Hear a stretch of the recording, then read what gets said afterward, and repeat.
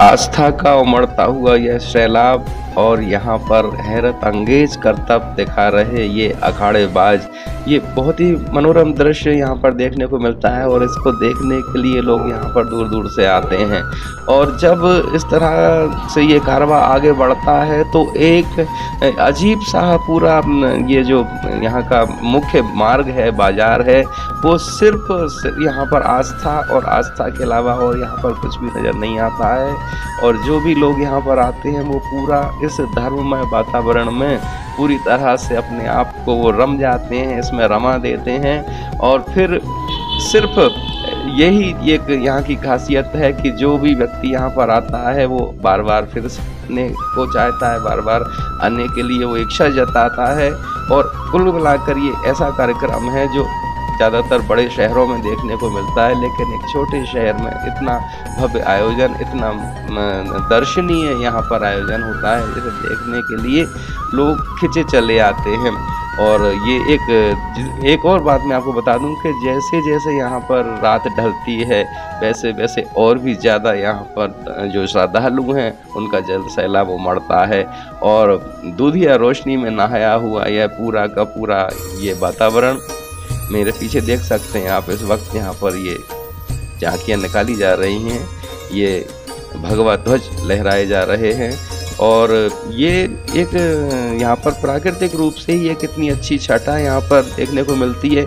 जो कलार का मंदिर कहलाता है वो मंदिर अपने आप में इतना आकर्षक है और उसकी सजावट और दूधिया रोशनी में नहाया हुआ यह पूरा यहाँ का वातावरण देखने के लिए लोग देखकर इसको बिल्कुल नैनाभिराम यहाँ पर ये दृश्य है।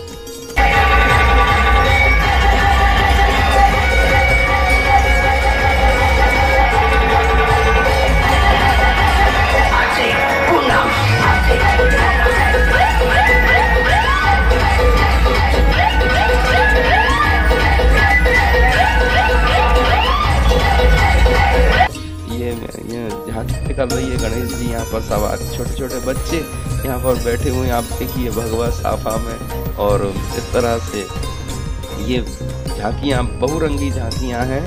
तो मैं आपको बता रहा था कि उस मंदिर को देखने के बाद भी ऐसा नैनाभिराम दृश्य उकेरा जाता है जैसे जो कई शहरों में जिस तरह की सजावट होती है, खासकर इंदौर में हमको देखने को मिलती है। ऐसा लगता है जैसे हम गुना में नहीं बल्कि इंदौर में पहुंच गए हैं। और वही फीलिंग होती है यहाँ पर आकर भी दर्शकों को। ये देखिए अखाड़ेबाजों के करतब।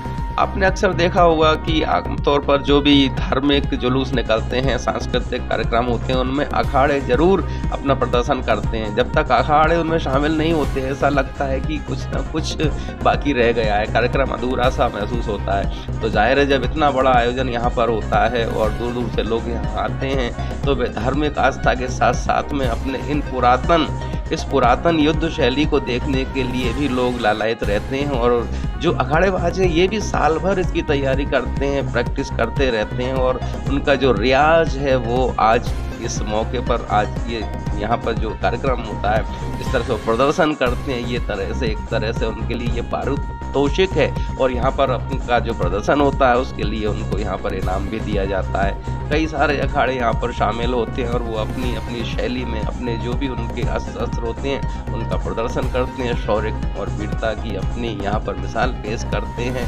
कई हैरत अंगेज कार्यक्रम भी यहाँ पर देखने को मिलते हैं। छोटे छोटे बच्चे भी इन अखाड़ों में शामिल होते हैं। ये फिर से हम आपको झांकी में ले आए हैं। यहाँ पर ये झांकी सजाई गई है और ये दो रथ आमने सामने आपको नजर आएंगे।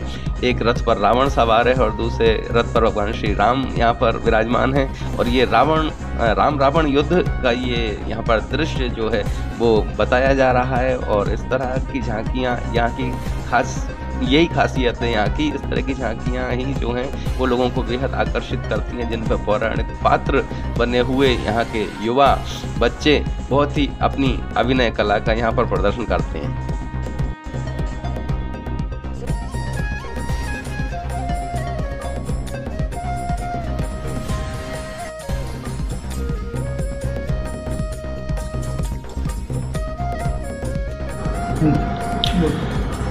अब ये आयोजन जो है अपने अंतिम पड़ाव में पहुंचने जा रहा है और समापन के इस पूर्व अवसर पर यहाँ पर जो झांकी समिति है वो सभी अखाड़ेबाजों को, झांकी के संचालकों को और जो भी सांस्कृतिक आयोजन से जुड़े हुए लोग हैं उनको सम्मानित करेगी।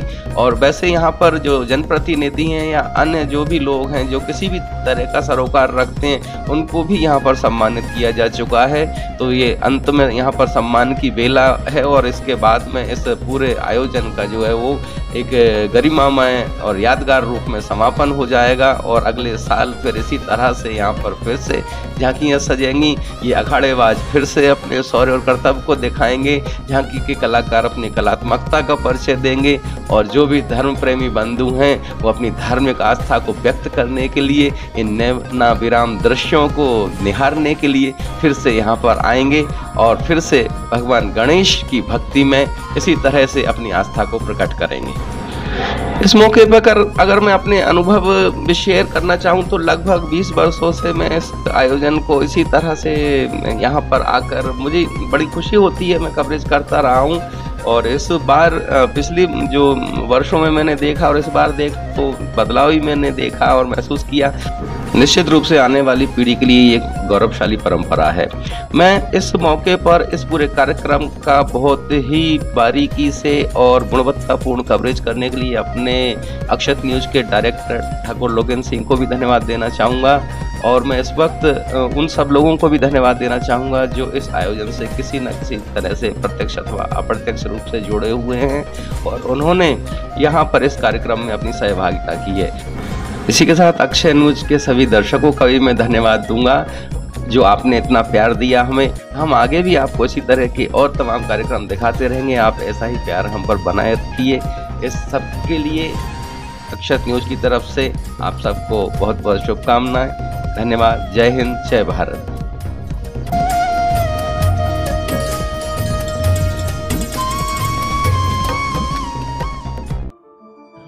अब आपके शहर में, आपके देश में क्या हो रहा है, इन सब को जानने के लिए बस आपकी जेब से निकालिए मोबाइल और देखिए देश, शहर, जिले की खबरें आपकी जेब में। देखते रहिए अक्षत न्यूज लाइव टीवी। इवेंट हो, पॉलिटिकल हो या धार्मिक हो या स्पोर्ट हो, हर न्यूज़ मिलेगी आपको आपके मोबाइल पर। तो देखते रहिए अक्षत न्यूज लाइव टीवी, अपनों के साथ सबसे पहले, सबसे सटीक।